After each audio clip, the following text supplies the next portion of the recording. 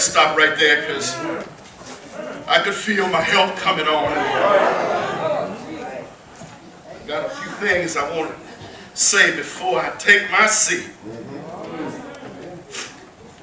We've read our scripture this morning, and I know it's a very, very familiar passage of scripture. We're all familiar with this passage of scripture having to do with Jesus being out in the boat asleep and the waves tossing, and him saying the phrase that we're used to in the King James Version, peace be still. One of the early songs of James Cleveland was peace be still. But as I look at the passage of scripture, and I'm sure all of us have always connected that as one phrase, but I want to look at it in a slightly different way. As I talked to the Lord this week, and the Lord carried me to this scripture, and I saw something I've never seen before. That is actually two different commands in the same statement.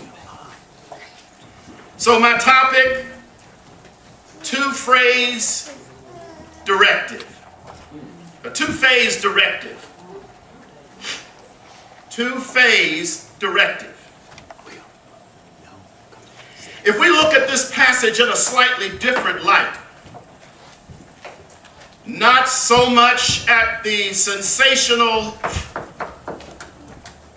look at the dynamics of the event, but I want to look at what Jesus actually did do.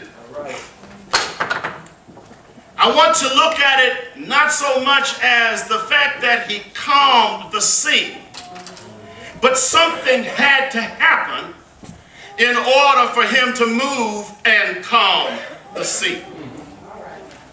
So often we look at this passage of scripture with regard to the sea and the storm, and the waves did settle, the ship stopped rolling, and the sun came out. And those were the things on the surface. I believe that we can also look at the church on the surface. And some of us, that's probably where we are, but we need to look beyond what's on the surface. And rather than look at the surface, we need to look at its purpose. Now, looking at the text, and I'm not going to be before you long today, so if you're preparing for a long sermon, you can forget it.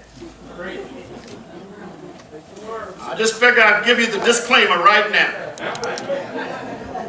But looking at the text, there are several things I want to point out. Number one, as I read it in my version of the scripture, there were several boats out on the water at the same time that followed them when they got in the boat from the shore.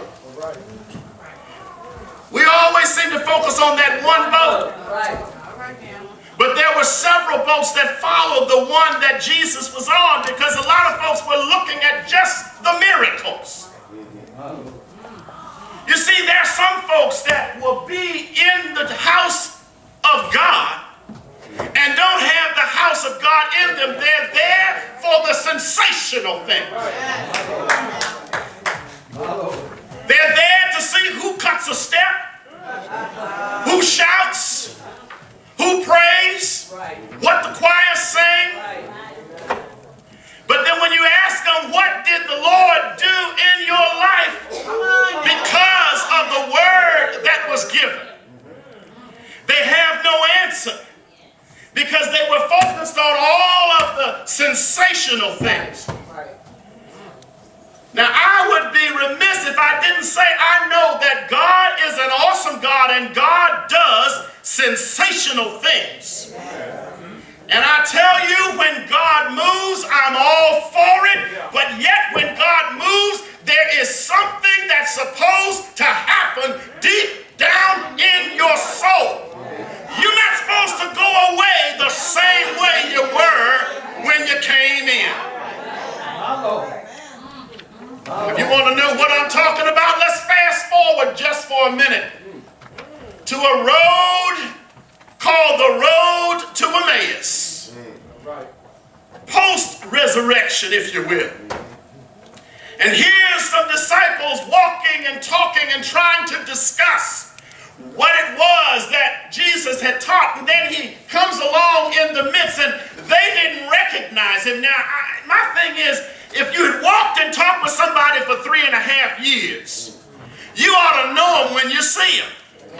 But the key to that is, and there's another sermon here, so I'm not gonna dwell too long on that. The reason they didn't recognize him, because after the resurrection, they were looking at him in a glorified state.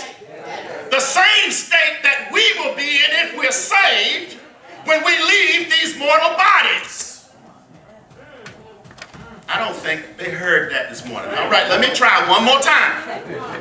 The way Jesus looked after the resurrection, if you're saved, when you get to heaven, you're going to look different too, but there'll be something about you that folks that know you will know you. The scripture tells us we'll know even as we're known. Now, there were several boats out there along with the one that Jesus was in. And as I read the scripture, the sea that they were on is prone to sudden squalls, prone to sudden rolling motions, prone to things that cause a boat to shake. And you know, anytime you've got a group of people, there are going to be squalls. Things that cause the church to roll and list. Now, here's the other thing I looked at. Evidently, Jesus had taught them something that they should have already known. Why else would he rebuke them? You don't rebuke somebody for something that they don't know. You train them. You teach them. And then if they don't get it, after you know they've mastered it, that's when the rebuke comes in. What's wrong with you? I know you got this.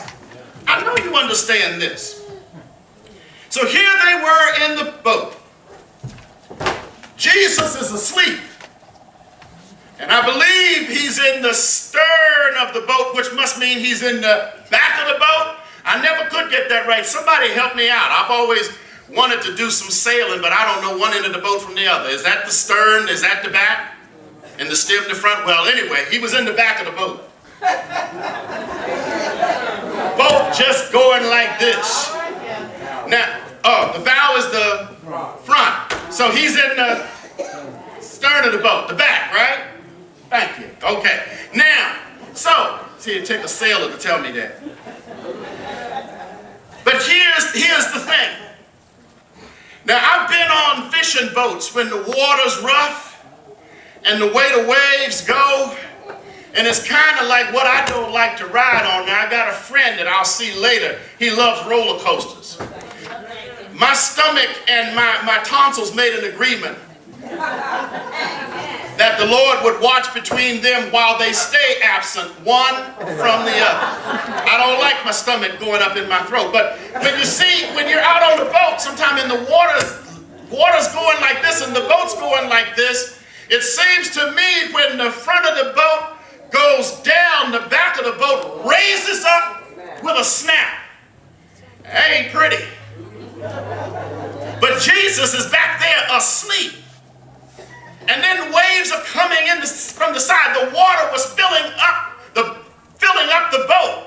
And they went back and woke him up. Don't you know we're going to drown? Don't you care we're about to drown? Now, obviously, he had taught them something about praying. He had taught them something about trusting God. And they were in a state of confusion, hysterics, in an uproar. So the first thing he had to do is tell them, you need to calm down. And if you all ever had a hysterical child come to you screaming and crying and you trying to find out what's wrong and the child's just, calm down, stop, tell me what's going on. I know you're upset, come on, I'm right here, tell me. The first thing he had to do is he had to calm them down. And you see, there's a lot of us in our lives, and Reverend Dr. Lambert touched on it in the prayer. We got stuff that's caused us to be in a state of confusion and chaos in our lives. And we're in hysterics, and we're screaming, we're hollering. The first thing Jesus has to do is get your attention. And I remember a scripture that says, be still and know that God is God. Wasn't the first time that's happened. I could go back to a group of folks in hysterics as they get ready to cross the Red Sea. And Moses tells them, stand fast. Stop. Stop the chaos. Stop the confusion. Stop and stand and see the salvation of the Lord. First thing he had to do is he had to get them to calm down. And so he tells them, peace. Peace. Let's look at what peace is.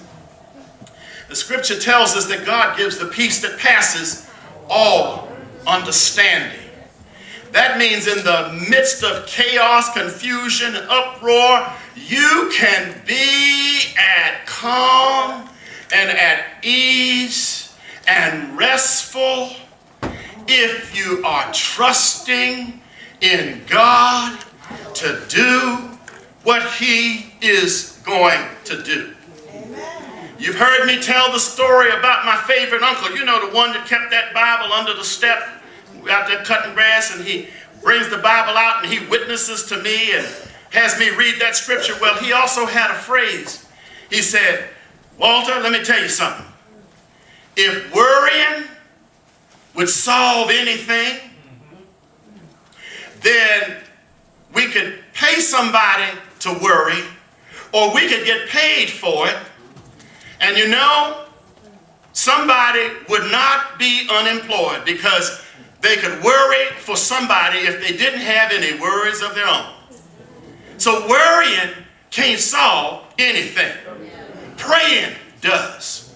And when you're praying, you're surrendering it over. You're giving it over to God, and his peace can come over you. Yes. So he commands them, be at peace.